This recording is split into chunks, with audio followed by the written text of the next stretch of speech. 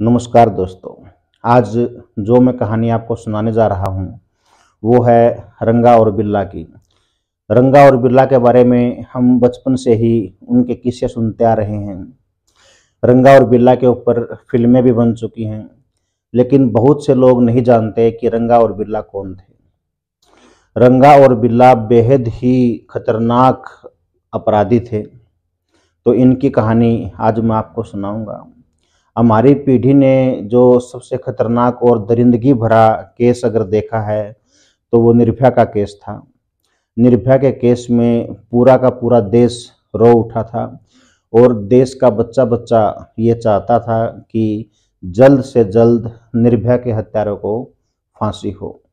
वैसा ही एक केस हाल ही में अभी सामने आया है, श्रद्धा मर्डर केस, जिसके 35 टुकड़े करके लाश को अलग अलग जगह फेंक दिया गया और अभी तक उस केस को सही ढंग से सुलझाया नहीं जा सका है।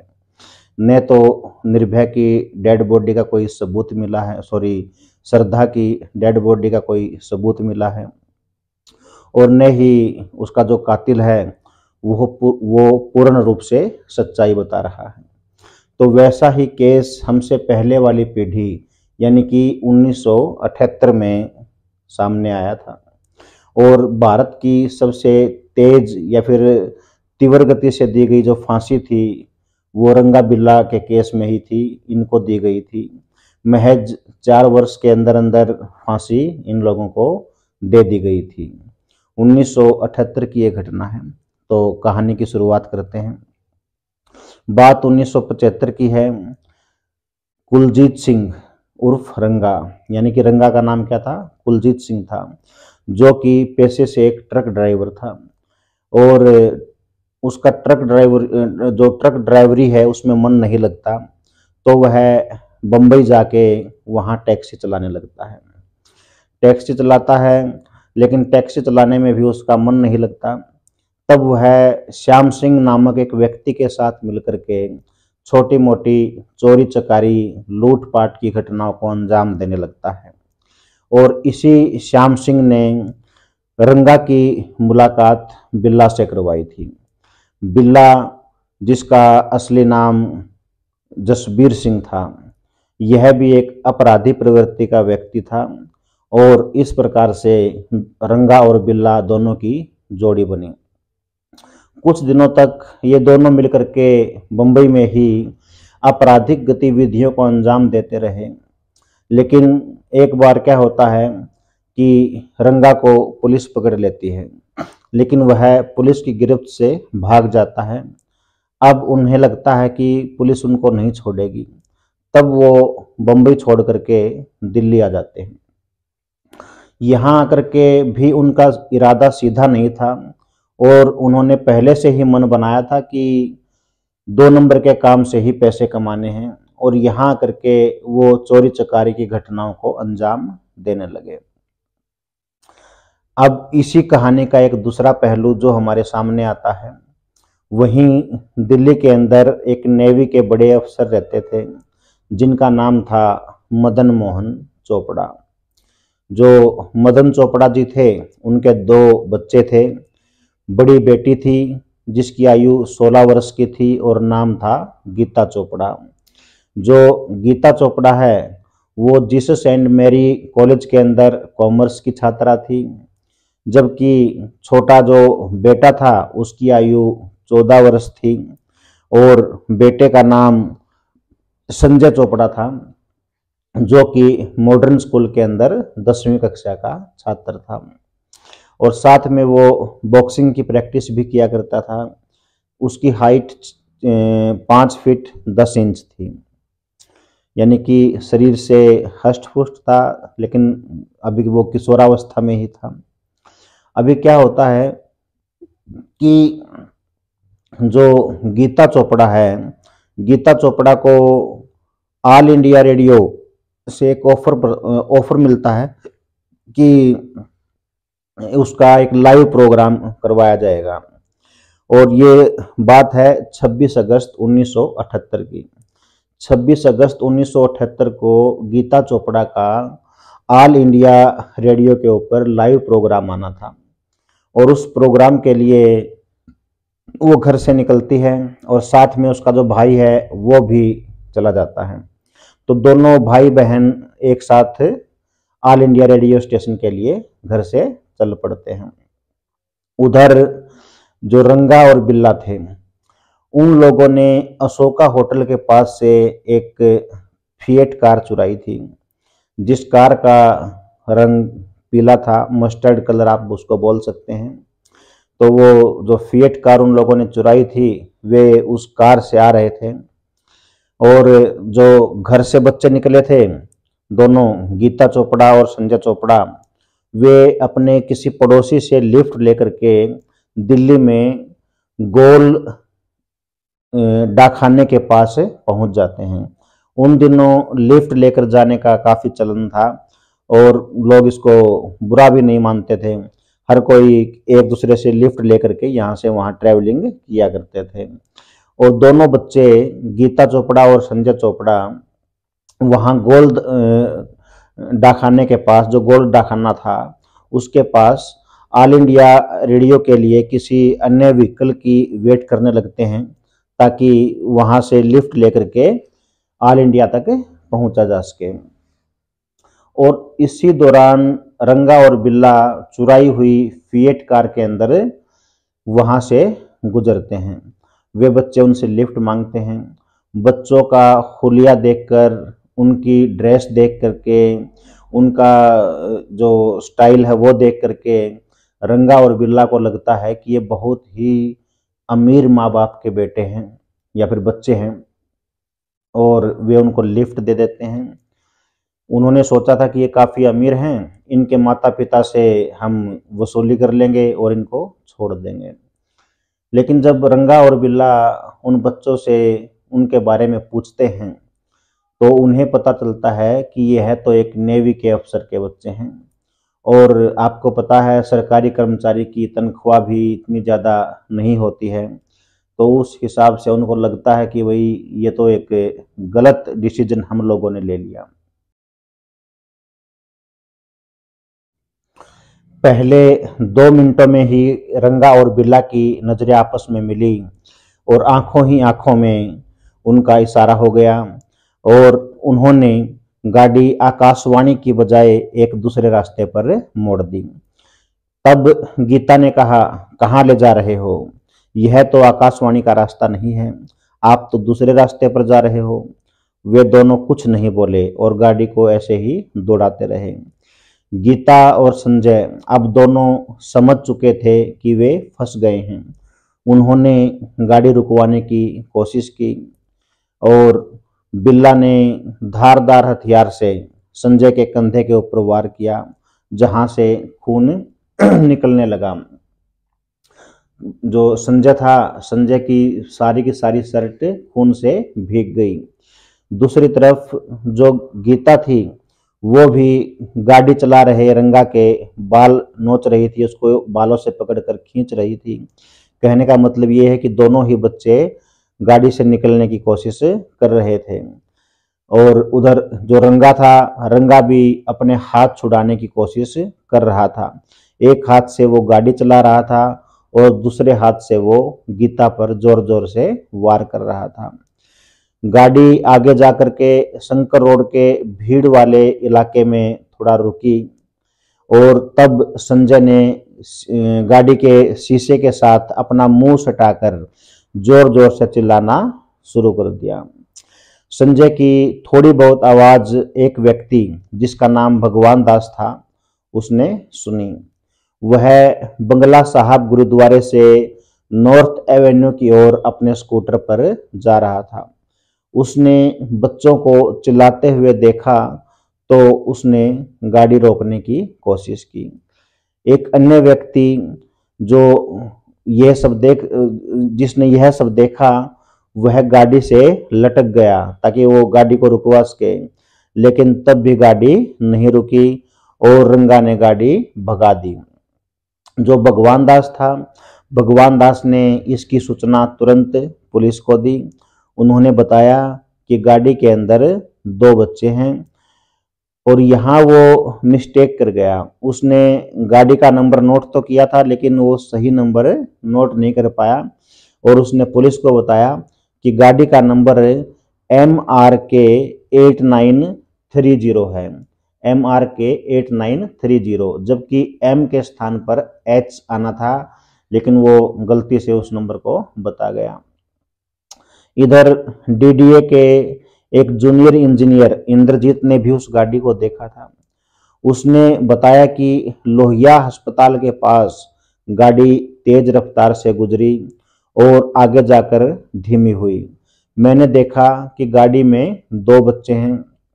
मैंने गाड़ी को रोकने की कोशिश की, लेकिन जो ड्राइवर है वह रेड सिग्नल तोड़ते हुए भाग गया और उन्होंने गाड़ी का नंबर HRK 8930 बताया। HRK 8930। यहाँ H और M दोनों के अंदर फर्क आ गया, जिस वजह से पुलिस भी थोड़ा सा मिसगाइड हुई और पुलिस ने जैसे तैसे करके अपने लोगों को गाड़ी को ढूंढने के लिए लगा दिया। उन दिनों इतनी ज़्यादा सुविधाएं भी नहीं होती थी। रंगा और बिल्ला गाड़ी भगाते रहे और गाड़ी को भगाते भगाते वो एक सुनसान इलाके में ले गए, जिसको हम बुद्धा गार्डन के नाम से जानते हैं। वो इलाका बुद्धा गार्डन कहलाता है। आज भी इतनी ज़्यादा भीड़ भाड़ वहाँ नहीं है और 1978 में तो और भी बहुत कम लोग वहाँ पर आते जाते रहे होंगे। वहाँ ले जा करके जो रंगा है वो गीता को पकड़ लेता है, जबकि बिल्ला संजय को गाड़ी से निकाल करके दूर की तरफ ले जाता है। यहाँ भी उन दोनों का आपस में आंखों में कोई इशारा हुआ था। बिल्ला जब संजय को लेकर के गया तो उसने वहां जाकर के संजय की हत्या कर दी। संजय के शरीर पर पूरे 21 वार किए गए थे। बाद में जब पोस्टमार्टम की रिपोर्ट आई तो उन लोगों ने 21 वार किए थे। इधर गाड़ी के अंदर जो रंगा था वो गीता चोपड़ा का रेप कर देता है। जब बिल्ला आता है तो वह बिल्ला भी गीता चोपड़ा का रेप करता है। गीता रोती रही और उसने रोते रोते गुहार लगाई कि मेरा भाई कहाँ है, मेरे भाई से मुझे मिलवा दो। तो उन लोगों ने कहा कि ठीक है, अगर आप चुप रहोगे तो हम आपके भाई से आपको मिलवा देंगे और किसी को अगर नहीं बताओगे तो दोनों को हम वापस किसी गाड़ी के अंदर बैठा देंगे।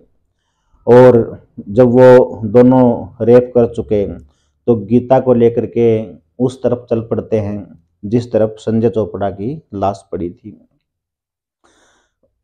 वहाँ उनका आपस में इशारा होता है और तभी रंगा जो है वो थोड़ा सा आगे चलने लगता है और बिल्ला ने पीछे से तलवार निकाली और एक ही वार में जो गीता थी उसकी हत्या कर देता है। और इस प्रकार से दोनों की हत्या करके वो लोग वहाँ से भाग जाते हैं। 2 दिन तक पुलिस जो चोपड़ा ब्रदर एंड सिस्टर थे, गीता और संजय चोपड़ा, उनको नहीं ढूंढ पाती है। 2 दिन के बाद एक चरवाहा जो गाय भैंस चराने वाला कोई व्यक्ति था, वह वहाँ से अपने गाय और भैंस चराने के लिए गया था और उसने गीता की लाश देखी। तब वह पुलिस को बताता है। पुलिस आती है, साथ में गीता और संजय के पिता मदन चोपड़ा भी थे और मदन चोपड़ा जैसे ही गीता की डेड बॉडी को देखते हैं वहीं अपना सर पकड़ करके बैठ जाते हैं। थोड़ी ही दूरी पर संजय चोपड़ा की लाश भी पड़ी थी। तो दोनों का पोस्टमार्टम होता है। जो जैसा कि मैंने आपको पहले भी बताया, संजय के शरीर पर 21 वार उन लोगों ने कर रखे थे। बड़ी ही बेरहमी से उन लोगों ने दोनों ही बच्चों का कत्ल किया था। अब जो कातिल थे रंगा और बिल्ला, वे लोग दिल्ली से किसी तरह भाग जाते हैं और भाग करके वो आगरा चले जाते हैं। आगरा वे बदहवास एक ट्रेन के अंदर चढ़ जाते हैं। अब देखिए किस्मत ने उनको यहाँ धोखा दिया। जो ट्रेन थी वो कालका मेल थी और वो ट्रेन दिल्ली की तरफ आ रही थी, और जिस डिब्बे में वो लोग चढ़ते हैं वो एक फौजी डिब्बा था। अब जो फौजी थे उन लोगों ने उनसे कहा कि हाँ भाई, ये तो फौजी डिब्बा है, रिजर्व है, आप लोग कैसे इस डिब्बे के अंदर आ गए? तो उन लोगों ने, यानी कि रंगा और बिल्ला ने कहा कि हम भी फौजी हैं। तब फौजियों ने उनसे, रंगा और बिल्ला से आई कार्ड मांगा। तो बिल्ला ने कहा कि वो नीले वाला आई कार्ड अपना दिखाना। यह बात सुन करके फौजी कंफर्म हो गए कि ये लोग फौज में नहीं हैं, और एक फौजी ने उनको थोड़ा बहुत पहचान लिया, क्योंकि पुलिस ने तब तक उन दोनों के स्केच तैयार करवा के यहाँ वहाँ लगवा दिए थे, अखबारों में भी निकलवा दिए थे।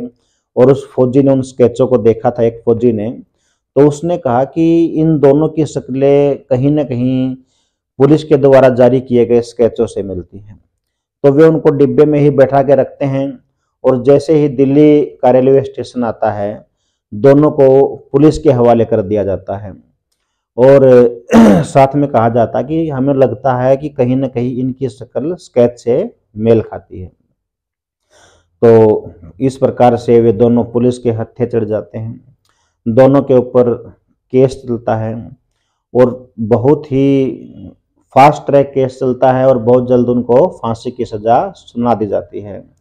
पहले डिस्ट्रिक्ट कोर्ट में उनको फांसी होती है, हाई कोर्ट में जब केस जाता है तो वहाँ भी उनको फांसी की सज़ा सुनाई जाती है।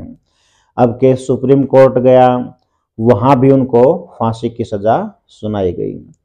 अब उस समय जो राष्ट्रपति थे नीलम संजीव रेड्डी, उनके पास दया याचिका के लिए केस गया तो वे भी उसको खारिज कर देते हैं। अब उनके पास कोई भी चारा नहीं था सिवाय फांसी के। इधर कुछ घटनाएं और भी घटित हुई थी।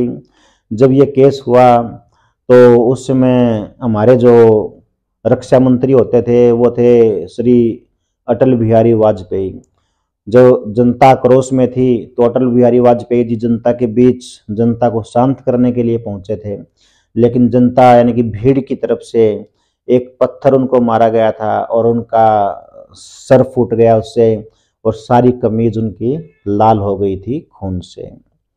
उधर जो जनता पार्टी की हमारी सरकार थी, और पहली बार ऐसा हुआ था कि प्रधानमंत्री किसी के इस प्रकार से किसी के घर गए थे। प्रधानमंत्री जी संजय चोपड़ा के घर गए थे, यह भी पहली बार ही हुआ था।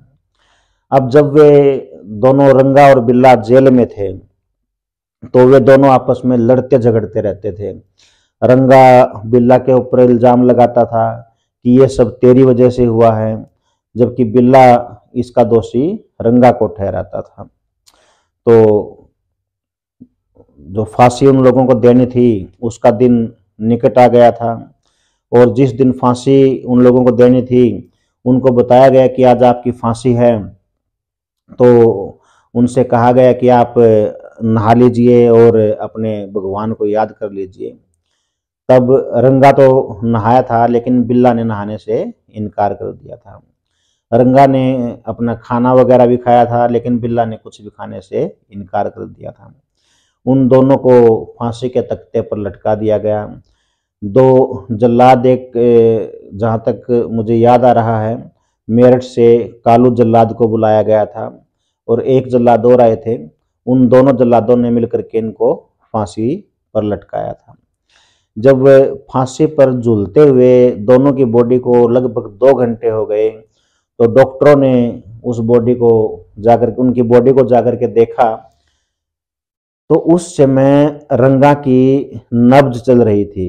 मतलब यह एक आश्चर्यचकित कर देने वाली घटना थी कि 2 घंटे फांसी पर लटके हुए हो गए, अब भी इसकी नब्ज चल रही है, यानी कि उस समय भी रंगा जीवित था।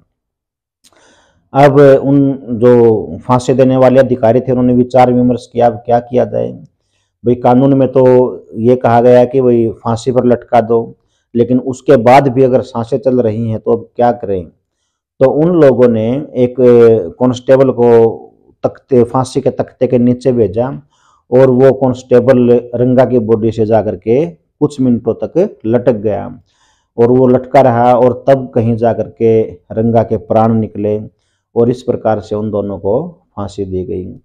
तो उस समय की, उस जमाने की बहुत ही खतरनाक और दिल को झकझोर कर रख देने वाली ये घटना थी, जिसको हम रंगा और बिल्ला के नाम से इन अपराधियों को जानते हैं। तो आशा करता हूँ कहानी आपको पसंद आई होगी। तो फिर मिलते हैं किसी नई कहानी के साथ। धन्यवाद।